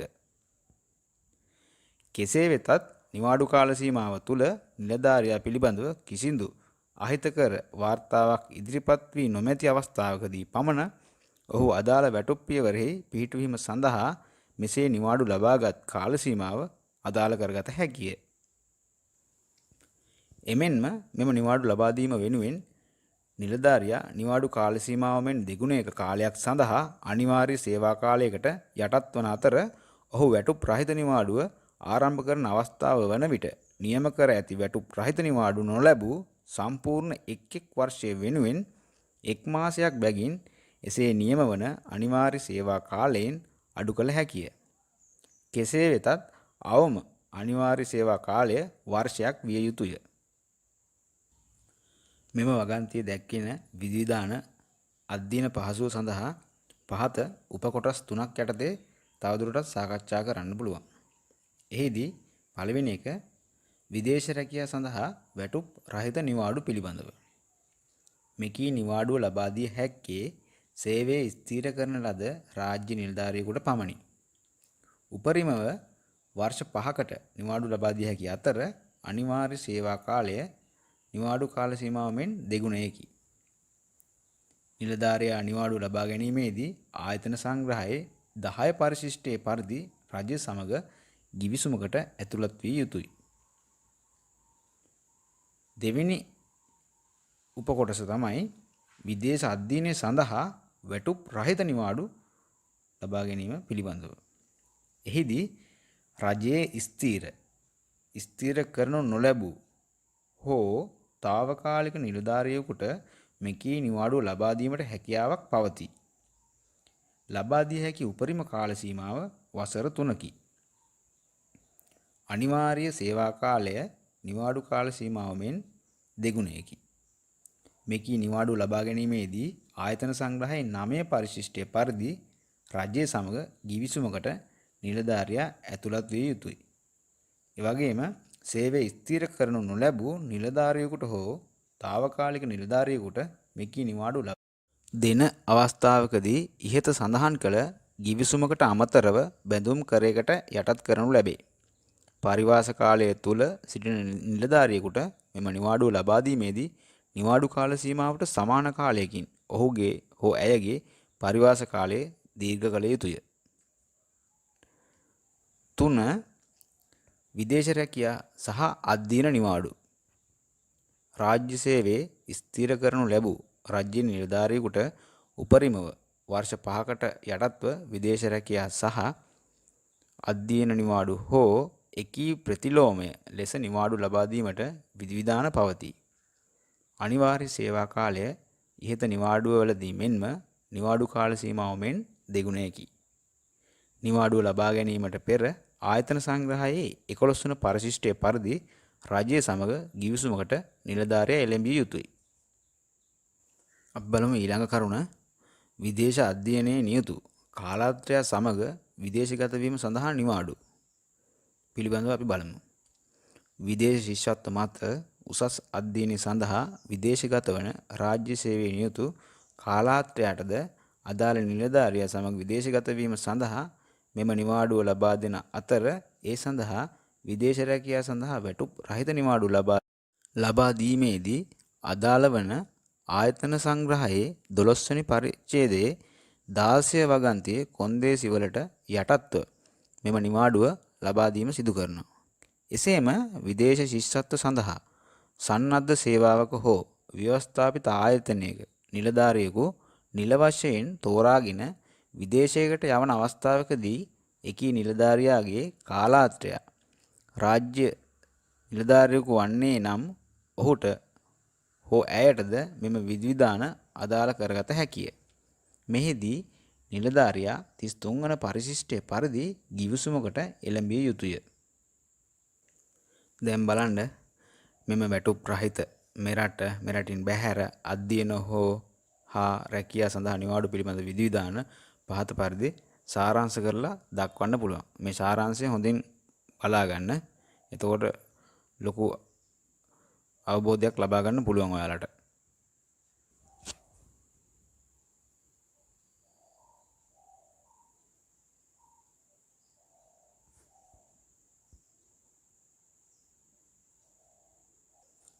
අපි දැන් බලමු විශේෂිත නිලධර ගණ සඳහා නිවාඩු කොහොමද අදාළ වෙන්නේ කියලා. රාජ්‍ය නිලධාරීන් සඳහා පොදුවේ පවතින නිවාඩු විධිවිධාන සම්බන්ධයෙන් මේ දක්වා අපි අවධානය යොමු කරන. ඉතින් දැන් අපි බලමු එසේ වුවත් රාජ්‍ය සේවය තුළ නිවාඩු විධිවිධාන වෙන්න බලපාන විශේෂිත නිලධර කාණ්ඩ කිහිපයක් සම්බන්ධයෙන් සාකච්ඡා කරමු. එහිදී නිලධාරී කාණ්ඩවල සාමාන්‍ය විධිවිධාන වලින් බැහැර වන අවස්ථා සම්බන්ධයෙන් පමණක් පහත පරිදි වෙන්වෙන් වශයෙන් සලකා බැලීම කරමු අපි. 1. ගුරුවරුන් සඳහා නිවාඩු. ආයතන සංග්‍රහයේ 12 වෙනි පරිච්ඡේදයේ 24 වන වගන්තියේ දැක්වෙන මෙම නිවාඩු වලදී ගුරුවරුන් සඳහා අනියම් නිවාඩු සම්බන්ධයෙන් සාමාන්‍ය රාජ්‍ය නිලධාරියෙකුට පවතින විධිවිධාන හා සමාන විධිවිධාන පැවතියද විවේක නිවාඩු ලබා ගැනීමේදී විශේෂිත වූ විධිවිධාන ක්‍රියාත්මක වේ. ඊට ප්‍රධානතම හේතුව වන්නේ සාමාන්‍ය රාජ්‍ය නිලධාරීන්ට නොමැති විශේෂ වරප්‍රසාදයක් වන පාසල් දරුවන්ගේ නිවාඩු කාල සීමාවද ඔවුන් සඳහා ප්‍රායෝගිකව නිවාඩු ලෙස ලැබෙන බැවිනි. ඒ අනුව ගුරුවරුන්ට සාමාන්‍යයෙන් විවේක නිවාඩු ලබාගත හැක්කේ ඉහත සඳහන් කළ පාසල් නිවාඩු කාලවලදී පමණයි. දිවයිනෙන් බැහැර ගත කිරීම සඳහා ගුරුවරයෙකුට නිවාඩු ලබා දෙන විට එම නිවාඩු කාලය තුලට වැටෙන පාසල් නිවාඩු කාලවල මුළු එකතුව එම නිවාඩු ආරම්භ වී දසමසක් ඇතුළත වැටෙන පාසල් නිවාඩු කාලවල මුළු එකතුව යන කාල දෙකෙන් අඩු කාලයට සමාන කාලයක් අඛණ්ඩව තනි කාල පරිච්ඡේදයක් වශයෙන් පමණක් සම්පූර්ණ වැටුප් සහිත නිවාඩු ලබා දිය හැකිය. තවද ගුරුවරයෙකුට පාසල් වාරය තුලදී සාමාන්‍යයෙන් ලබා දෙන අනියම් නිවාඩු අවසන් වූ පසු තවදුරටත් නිවාඩු ලබා දීම අවශ්‍ය වන්නේ නම් ඕනෑම එක් වර්ෂයකදී උපරිම වශයෙන් එක් මාසයක් දක්වා සම්පූර්ණ වැටුප් සහිත නිවාඩු ලබා දිය හැක. එමෙන්ම එකී නිවාඩු ප්‍රමාණයට අමතරව අසනීපයක් නිසා තවදුරටත් පාසල් වාරයේ තුල නිවාඩු ලබා දීමට අවශ්‍ය වුවහොත් ඉහත පරිදි වර්ෂය තුල මාසයක් දක්වා ලබා දෙන නිවාඩු වලින් ඉතිරිව තිබෙන ඕනෑම අනුගාමී වර්ෂ දෙකක නිවාඩු දෙපාර්තමේන්තු ප්‍රධානියාගේ අනුමැතිය පරිදි ලබා දිය හැකිය. ගුරුවරුන්ට ඉක්ුත් නිවාඩු ලබා ගැනීමට හිමිකමක් නොමැත. දැන් අපි බලමු කනිෂ්ඨ නිලධාරීන් සඳහා නිවාඩු. ආයතන සංග්‍රහයේ 12 වන පරිච්ඡේදයේ 26 වන වගන්තිය යටතේ ඔවුන්ගේ නිවාඩු සාකච්ඡා කරනවා. සාමාන්‍යයෙන් කනිෂ්ඨ නිලධාරියෙකුට වර්ෂයකදී සම්පූර්ණ වැටුප් සහිත දින 24ක අසනීප නිවාඩු ලබා දිය හැකිය. තවදුරටත් අසනීපයක් වෙනුවෙන් ඉහත නිවාඩු ප්‍රමාණයට අමතරව නිවාඩු අවශ්‍ය වන්නේ නම් ඔවුන් සඳහා ඉකුත් වර්ෂයේ ඉතිරිව ඇති අසනීප නිවාඩු සහ ඕනෑම වර්ෂ දෙකක ඉතිරිව ඇති ඉකුත් අසනීප නිවාඩු එක් වර්ෂයක් තුලදී ලබාගත හැකිය. එහෙත් අනෙකුත් ශ්‍රේණිවල රාජ්‍ය නිලධාරීන් සඳහා ලබා දෙන ආකාරයට එකී වර්ෂය තුල දෙවන වතාවට ඉකුත් අසනීප නිවාඩු ලබා ගැනීමට කනිෂ්ඨ නිලධාරියෙකුට හිමිකමක් නොමැත. කනිෂ්ඨ නිලධාරියෙකුට වර්ෂයක අඛණ්ඩ සේවා කාලයක් සම්පූර්ණ කරන තෙක් අනියම් නිවාඩු ලැබීමට හිමිකමක් නොමැත. වර්ෂයක් හෝ ඊට වැඩි කාලයක් අඛණ්ඩව සේවය කර ඇති කනිෂ්ඨ නිලධාරියෙකුට දෙපාර්තමේන්තු ප්‍රධානියාගේ අභිමතය පරිදි වර්ෂයකට අනියම් නිවාඩු දින 21ක් දක්වා නිවාඩු ලබා දිය හැකිය. වර්ෂ 5ක් හෝ ඊට වැඩි කාලයක් නොකඩවා සේවය කර ඇති කනිෂ්ඨ නිලධාරියෙකුට වෛද්‍ය සහතික මගින් සනාථ කෙරෙන අසනීප වෙනුවෙන් වැටුප් සහිතව ලබාගත හැකි සියලු නිවාඩු අවසන් වූ පසු ඕනෑම එක් වර්ෂයකදී මාසයක උපරිමයකට යටත්ව අඩවැටුප් සහිත නිවාඩු දෙපාර්තමේන්තු ප්‍රධානියාගේ අභිමතය පරිදි ලබා දිය හැක. ඒ අනුව මොවුන් සඳහා අනෙකුත් නිලධාරී ශ්‍රේණිවල රාජ්‍ය නිලධාරියෙකු හිමිකම් ලබන ආකාරයෙන් සිය සේවා කාලයෙන් 6න් 1ක් දක්වා අඩවැටුප් සහිත අසනීප නිවාඩු ලබා ගැනීමේ හිමිකමක් නොමැත. දැන් අපි බලමු දෛනික වැටුප් ලබන නිලධාරියෙකුගේ නිවාඩු පිළිබඳව. ආයතන සංග්‍රහයේ 12 වෙනි පරිච්ඡේදයේ 27 වෙනි වගන්ති යටතේ මෙම නිලධාරී ගණයේ නිවාඩු දක්වා ඇත. වසර 2ක් හෝ ඊට වැඩි කාලයක් අඛණ්ඩව සේවය කර ඇති දෛනික වැටුප් ලබන නිලධාරියෙකුට නිසි වෛද්‍ය සහතික මගින් ආවරණය වන අසනීප සඳහා වර්ෂයකට දින 14ක උපරිමයකට යටත්ව සම්පූර්ණ වැටුප් සහිත අසනීප නිවාඩු ලබා දිය හැක. මෙහි සඳහන් උපරිම කාල සීමාවෙන් ඔබට වෛද්‍ය සහතික මත තවදුරටත් නිවාඩු අවශ්‍ය වූ විටක කනිෂ්ඨ නිලධාරියෙකුට නිවාඩු ලබා දෙන ආකාරයෙන්ම ඉකුත් වර්ෂයේ ඉතිරිව ඇති අසනීප නිවාඩු සහ ඕනෑම වර්ෂ දෙකක ඉතිරිව ඇති අසනීප නිවාඩු ඔවුන් සඳහාද ලබා දිය හැකිය. පසුගිය මාස 12ක් තුල අවම වශයෙන් දින 250ක් හෝ සේවයට වාර්තා කර ඇති මෙම ගණයේ නිලධාරීන්ට දින 21ක අනියම් නිවාඩුවක් වර්ෂය තුලදී ලබා දිය හැකිය. එකී දින 250ට වඩා අඩු වන විට එක් දින 3 කාල පරිච්ඡේද වෙනුවෙන් හෝ එක් කොටසක් වෙනුවෙන් එක් දිනක් බැගින් ඉහත අනියම් නිවාඩු දින 21ක් නිලධාරියාට අහිමි වේ. අපි ඊගාවට බලමු පොලිස් සැරයනවරු සහ කොස්තාපල් වරුන් සඳහා නිවාඩු කොහොමද කියන එක. මෙම නිලධාරීන්ගේ නිවාඩු ආයතන සංග්‍රහයේ 12 වන පරිච්ඡේදයේ 30 වන ග්‍රන්ථයේ යටතේ සඳහන් වෙනවා. මෙම නිලධාරී ගණය සඳහා සාමාන්‍ය රාජ්‍ය නිලධාරියෙකුට හිමිවන ආකාරයෙන් විවේක නිවාඩු ලබා ගැනීමේ හිමිකම පවතින අතර අනියම් නිවාඩු ලබා ගැනීමේදී මේ හිමිකම නොමැත. රෝහලක නේවාසිකව ප්‍රතිකාර ලබා ගන්නා ඉහත ගණයේ නිලධාරියෙකුට ඔහු අදාළ වර්ෂය තුල විවේක නිවාඩු කිසිවක් ලබාගෙන නොමැති නම් එක් වර්ෂයක් තුල සම්පූර්ණ වැටුප් සහිත මාස 2ක් දක්වා නිවාඩු ලබා දිය හැක. එකී වර්ෂය තුල ඔහු විවේක නිවාඩු කිසියම් ප්‍රමාණයක් ලබාගෙන තිබුණහොත් එම නිවාඩු ප්‍රමාණය ඔහුට හිමිවන ඉහත මාස 2ක කාල සීමාවෙන් අඩු කළ යුතුය වේ. ඊළඟට අපි කතා කරමු ආධුනිකයෙකු සහ අභ්‍යාසලාභියෙකු සඳහා නිවාඩු කොහොමද අදාළ වෙන්නේ කියන එක. ආයතන සංග්‍රහයේ 12 වෙනි පරිච්ඡේදයේ 32 වෙනි වගන්තිය යටතේ මෙම නිලධාරී ගණයේ නිවාඩු සම්බන්ධ විධිවිධාන සඳහන් වෙනවා. එනම් සිය අධ්‍යයන කාලය තුල දීමනාවක් ලබන ආධුනිකයෙකුට හෝ අභ්‍යාසලාභියෙකුට මාස 9ක සේවා කාලය සම්පූර්ණ කළ විට වර්ෂයකට අනියම් නිවාඩු 7ක් සහ අසනීප නිවාඩු 14ක් ලබා දිය හැකිය. මාස 9කට අඩු අධ්‍යයන කාලයක් සහිත නිලධාරියෙකුට කිසිදු වැටුප් සහිත නිවාඩුවක් ලබා ගැනීමට හිමිකමක් නොමැත. එමෙන්ම දේශනවලට සහභාගී වන ආධුනිකයෙකුට හෝ අභ්‍යාසලාභියෙකුට එකී දේශන වාරය තුල නිවාඩු ලබා නොදිය යුතුය. දැන් අපි බලමු අනියම් නිලධාරීන් සඳහා නිවාඩු කොහොමද බලපාන්නේ කියලා. ආයතන සංග්‍රහයේ 12 වෙනි පරිච්ඡේදයේ 33 වන වගන්තය යටතේ දැක්වෙන අනියම් නිලධාරීන් සඳහා දෛනික වැටුප් ලබන නිලධාරියෙකුට හිමිවන අයුරින් අනියම් හා අසනීප නිවාඩු හිමිකම ලැබේ. නමුත් ඔවුන් සඳහා හදිසි අනතුරු නිවාඩු හිමි නොවේ.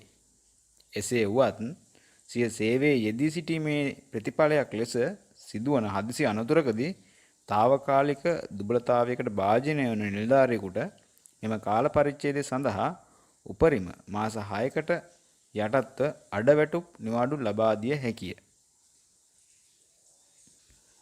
අපි දැන් බලමු රාජ්‍ය සංස්ථාවක සේවය සඳහා මුදාහල නිලධාරියෙකුගේ නිවාඩු පිළිබඳව.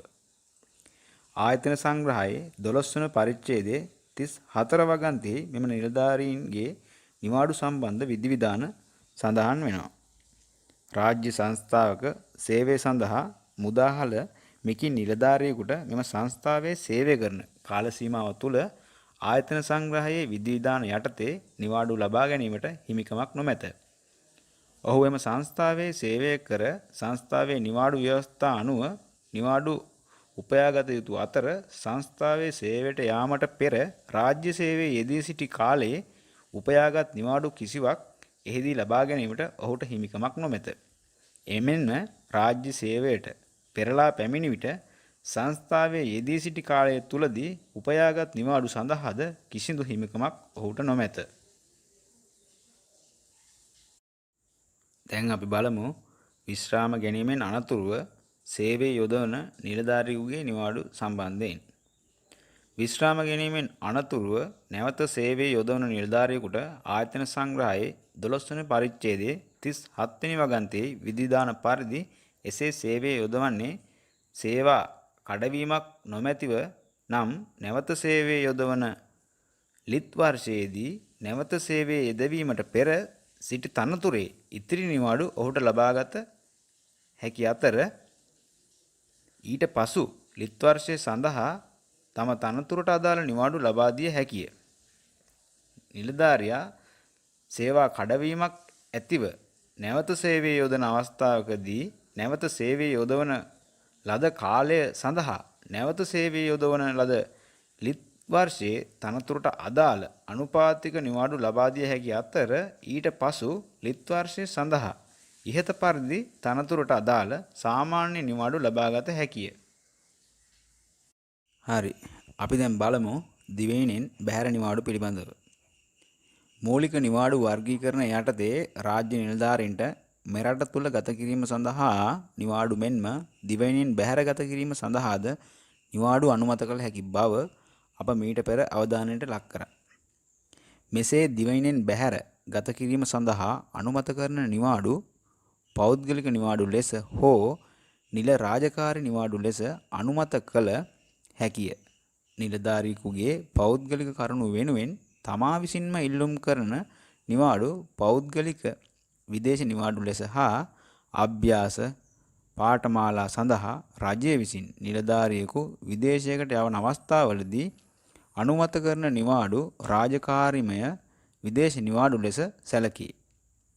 දිවයිනෙන් බැහැර ගත කරන නිවාඩුවේදී සෙනසුරාදා, ඉරිදා හා රාජ්‍ය නිවාඩු දින එකී නිවාඩුවේ කොටසක් ලෙස සැලකෙන අතර පෞද්ගලික විදේශ නිවාඩු ඉල්ලුම් කිරීමේදී භාවිතා කළ යුතු ඉල්ලුම් පත්‍රය වනුයේ පොදු 126 ආකෘති පත්‍රයයි. විශේෂයෙන්ම මෙම පරිච්ඡේදය තුළ රාජ්‍ය නිලධාරියෙකු පෞද්ගලික විදේශ නිවාඩු ලබා ගැනීමේදී බලපැවැත්වෙන විධිවිධාන හා දැනුවත් විය යුතු කරුණු සම්බන්ධයෙන් මූලික අවධානය යොමු කිරීමට බලාපොරොත්තු වෙනවා.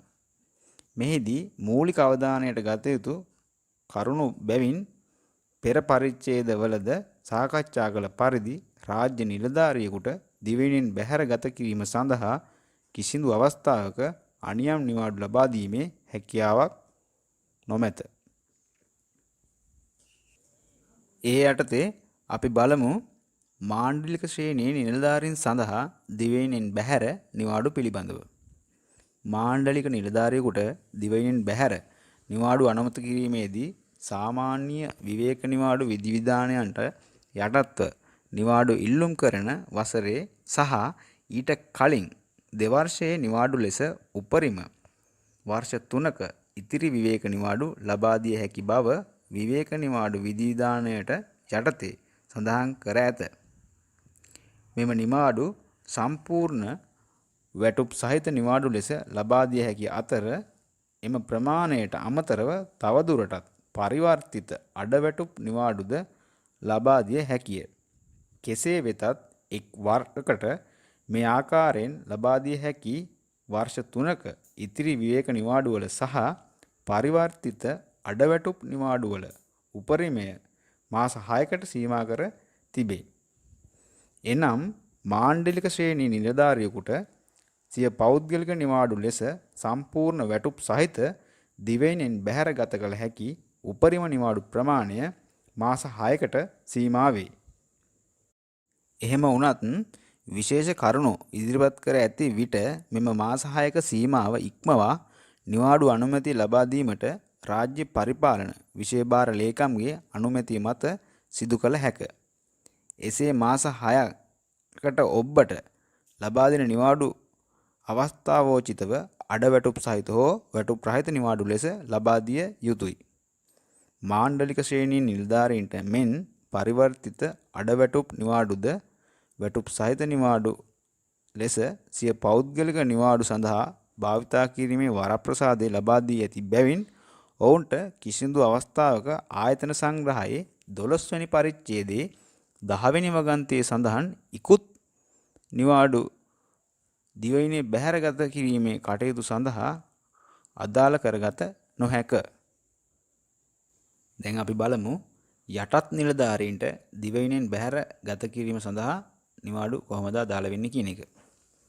යටත් නිලධාරීන්ට දිවයිනෙන් බැහැර ගත කිරීම සඳහා නිවාඩු අනුමත කිරීමේදී ඉහත මාණ්ඩලික නිලධාරීන් සඳහා අදාළ කරගත් පරිදි වර්ෂ 3ක විවේක නිවාඩු හෝ පරිවර්තිත අඩවැටුප් නිවාඩු අදාළ කරගත නොහැක. විශේෂ හේතු ඉදිරිපත් කර ඇති විට ඔවුන් සඳහා අදාළ කරගත හැක්කේ පවත්නා වර්ෂයේ හා ඊට කලින් වර්ෂයේ විවේක නිවාඩු සහ නිසි වෛද්‍ය සහතික මගින් සනාථ කෙරෙන අසනීප අවස්ථාවලදී ඉකුත් නිවාඩුද පමණි. ඊළඟට අපි බලමු කනිෂ්ඨ නිලධාරියෙකුට දිවයිනෙන් බැහැර ගත කිරීම සඳහා නිවාඩු පිළිබඳව. කනිෂ්ඨ නිලධාරීන් මාණ්ඩලික ශ්‍රේණිය හෝ යටත් ශ්‍රේණි නිලධාරීන් මෙන් විවේක නිවාඩු සඳහා හිමිකම් නොලබන බව මුල් පරිච්ඡේදයේදී සඳහන් කර තියෙනවා. ඒ අනුව කනිෂ්ඨ නිලධාරියෙකුට සම්පූර්ණ වැටුප් සහිත නිවාඩු ලෙස දිවයිනෙන් බැහැර ගත කිරීම සඳහා ලබා දිය හැක්කේ පවත්නා වර්ෂයේ ඉතිරි අසනීප නිවාඩු සහ පෙර වර්ෂයේ ඉතිරි අසනීප නිවාඩු පමණි. දැන් අපි බලමු විදේශ නිවාඩු අනුමැතියකදී පවතින සීමා මොනවද කියන එක. විදේශ නිවාඩු අනුමැතියකදී පවතින සීමා මොනවද කියලා. රාජ්‍ය නිලධාරියෙකුට ආයතන සංග්‍රහයේ 12 වන පරිච්ඡේදයේ 23 වන වගන්තිය යටතේ දිවයිනෙන් බැහැර නිවාඩු අනුමත කිරීමේදී පළමු පත්වීම් දිනයේ සිට වසර 4ක සේවා කාලයක් සම්පූර්ණ කර තිබිය යුතුය. එසේ වුවද එම සේවා කාලයට අඩු සේවා කාලයක් ඇති නිලධාරියෙකුට වුවද අසනීපයක් නිසා හෝ ඉතා හදිසි පෞද්ගලික හේතුවක් නිසා නිවාඩු අවශ්‍ය බව නිවාඩු දෙන බලධාරියා සෑහීමකට පත්වන්නේ නම් දිවයිනෙන් බැහැර නිවාඩු අනුමත කිරීමේ හැකියාවක් පවතී. එමෙන්ම මෙම වගන්තිය යටතේ නිවාඩු ලබා හෝ නැවත සේවයට වාර්තා කළ නිලධාරියෙකුට එසේ නැවත සේවයට වාර්තා කළ දින සිට අවම වශයෙන් වසර 4ක සේවා කාලයක් සම්පූර්ණ කරන තෙක් නැවත මෙම වගන්ති යටතේ දීර්ඝ නිවාඩුවක් අනුමත කළ නොහැක. දීර්ඝ නිවාඩුවක් යන්නෙන් අර්ථකථනය වන්නේ එක් එක් නිලධාරී ගණයට ආයතන සංග්‍රහයේ 12 වන පරිච්ඡේදයේ 23 වන වගන්ති යටතේ එකවර වැටුප් සහිතව සහ අඩවැටුප් සහිතව ලබා ගැනීමට හිමිකම ඇති උපරිම නිවාඩු දින ගණන වේ. අපි දැන් බලමු අවසාන වශයෙන් දිවයිනෙන් බැහැර නිවාඩු අනුමැතිය ලබා ගන්නා නිලධාරියෙකුගේ වගකීම් මොනවද කියලා. දිවයිනෙන් බැහැර නිවාඩු අනුමැතිය ලබා ගන්නා නිලධාරියෙකුට කිසිදු විටක එකී නිවාඩුව හෝ ඉන් කොටසක් මෙරටදී ගත කිරීමේ හැකියාවක් නොමැත. ඒ අනුව නිලධාරියා නියමිත රටට පැමිණි පසු ඒ බව ශ්‍රී ලංකා දූත මණ්ඩල කාර්යාලය හෝ නිසබ බලධාරියා මගින් තමන්ගේ ලිපිනය මෙරටට දැනුම් දිය යුතුය. යම් කිසි ආකාරයක නිවාඩු කාල සීමාවක් තුළ එකී ලිපිනය වෙනස් වන්නේ නම් වහාම ඒ බවද ඉහත පරිදි දැනුම් දිය යුතුය.